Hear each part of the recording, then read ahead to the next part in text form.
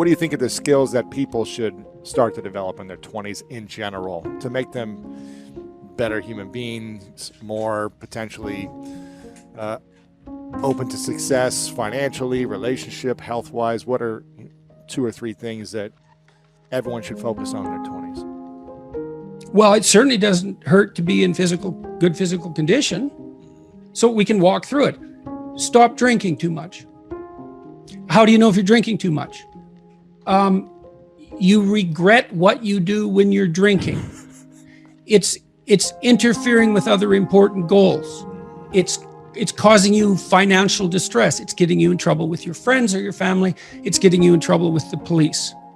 Okay, so stop abusing substances if you can, right? If you see that they're hurting you. And alcohol is particularly pernicious in that regard. So, physical health. Are you in decent shape? Are you strong and coordinated? And if you're not, well, you'd be better if you were. Right. You'd feel better, you'd be more effective, you'd live longer, you'd be less sick. And you really see that mount up. Like if someone's been in shape once in their life, they age way better. And it's also a really good way of maintaining your cognitive ability. Like, you hear about those exercises that you can do online to make you smarter and keep your cognitive ability intact. Yep. Those don't work. There's no evidence that they work. People keep saying that they make you smarter or they maintain your cognitive function. Psychologists have studied that for 50 years, hoping that one of those things will work. Trying all sorts of creative tacks, they don't work. Exercise works. Cardiovascular and weightlifting, you start to decline in your fluid intelligence at about the age of 25. And it's a linear trend downhill, and it can accelerate as you get older. It's just like this, quite ugly. If you exercise, you stave that off. So that's really useful. Maintain your relationships and foster them. So when I look at successful people, they're really good at something. They're reliable, right? You can count on their word. They're generous, and they have a wide connection network, which becomes more and more valuable as you get older. Yeah. So it's one advantage that older people really have over younger people. They have a connection network, and a connection network is huge. Well, you could be connected to 1,000 well-connected people. Okay, that means you are connected to the entire world. Right, it's unbelievably valuable. And that's one of the things that's so absolutely remarkable about the situation that I'm in right now. As far as one of the great benefits is I can contact pretty much anybody and they'll talk to me. It's like, really? That's so cool. I'm interested in infrastructure for reasons I won't get into, but I'm interested in infrastructure development. I think it's a good method of wealth transfer. It's a good solution to the problem of inequality and employment. I reached out to a leading expert on infrastructure last week to see if he'd talk to me. I thought, I don't know anything about infrastructure except that it's worn to a frazzle and we should do something about it. He agreed to talk. And having a connection network is of inestimable value. It's huge. Reliability, generosity, you can work on both of those. Philosophical sophistication, it's very useful because it orients you properly. You have a sophisticated sense of the world. You find, for example, that doing things for other people is actually more rewarding than virtually anything else you can do. And you hear you should be of service to other people. Well, if you actually watch yourself,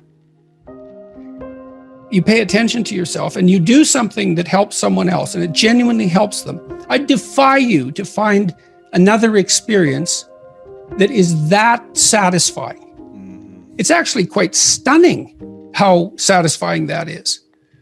And so that's a very useful thing to realize. Why is that such a satisfying thing for human beings? There's no better strategy for There's no better life strategy. I mean, imagine, I could give you a quick sort of technical example. So imagine I take two people and I say, okay, I'm going to give you $100 and you have to give some of it to the person right beside you. And they can either agree or disagree with the split, but if they disagree, you don't get anything. Okay, so a classical economist would say that the person should take the 100, offer the person next to them $1, and the person should accept it because why not? They get $1 instead of nothing. And that's the solution. But what happens is that if you don't offer that other person something close to 50-50, they're likely to tell you to go to hell. Yes, yeah. very. And then you get, well, nothing. You get nothing too. You think, well, why would people do that? Because they just reject $50 and who cares? And the answer is, well, we don't just play one game with other people. We play a repeating game. And so imagine we did this. So imagine it's a crowd and they're all watching you. And I offer you $100 and you have to share it with the person next to you. And you say, would you like to take $70? And the person says, well, I'm not sure that's fair to you, but if it's okay, yes. But then everyone else sees that. And now they all have an opportunity to pick who they're going to play with next.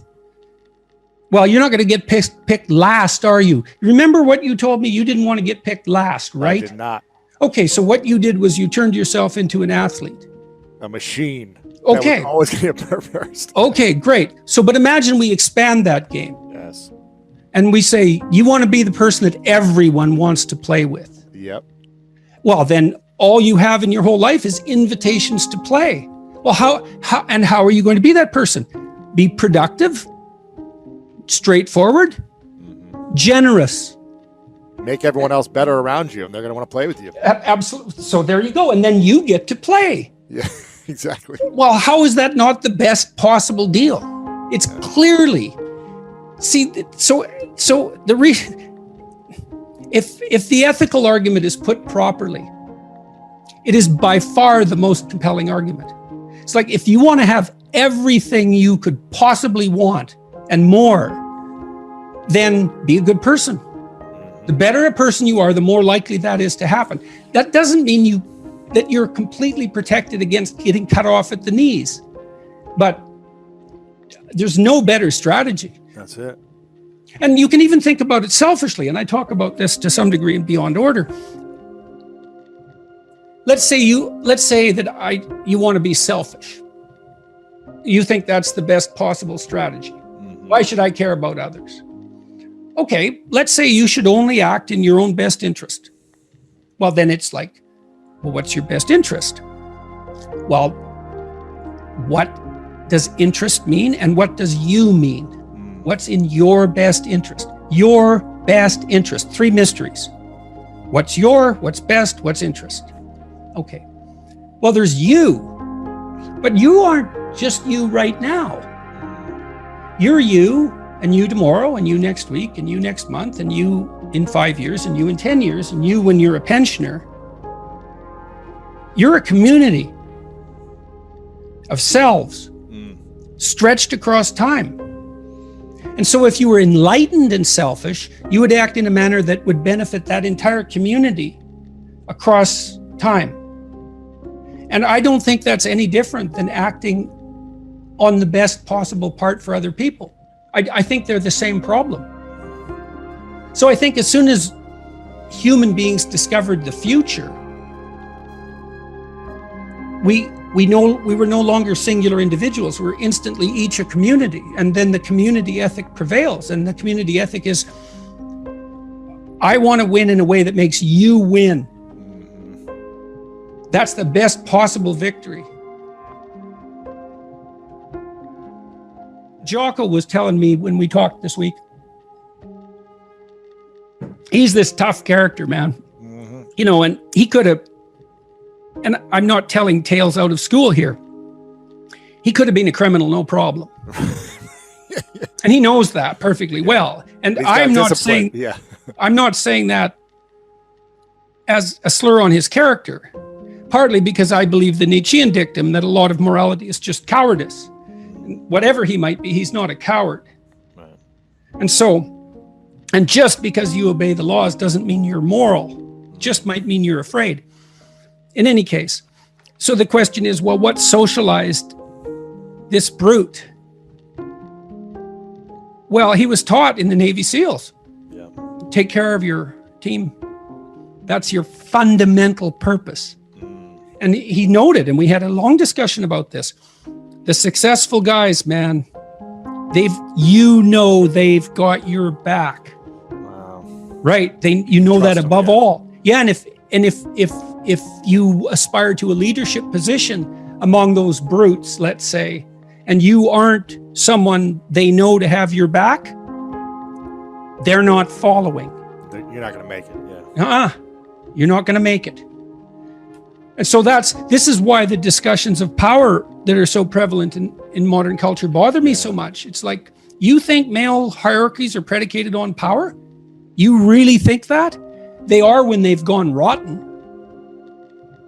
But when they're not rotten, that's not what they're predicated on at all. The capacity to exercise power, that's really important. You need that. It has to be part of you for you to be admirable. It's like, you could be a badass son of a bitch. Yes, I see that. And that way I'm somewhat intimidated by you.